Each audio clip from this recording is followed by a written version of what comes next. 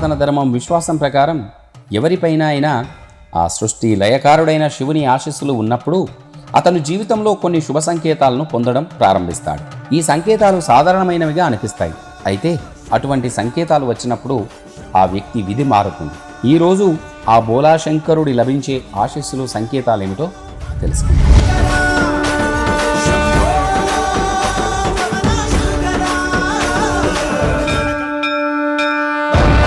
శివపురాణం ప్రకారం ఉదయం డమరుక శబ్దం వినడం లేదా ఆ నందీశ్వరుడికి చిహ్నమైన ఎద్దుని చూడడం కూడా శివుని అనుగ్రహానికి సంకేతాలు.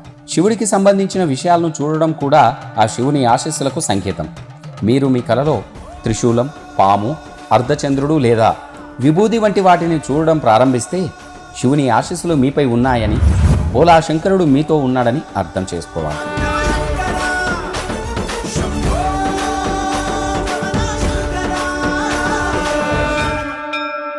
కలలో శివుణ్ణి చూడడం లేదా శివుడికి సంబంధించిన ఏదైనా దైవిక ఆ సంఘటనను అనుభవించడం కూడా శుభ సంకేతం. కలలో శివాలయం లేదా శివలింగాన్ని చూడడం కూడా ఆ శివుని కృపకు సంకేతంగా భావించాలి.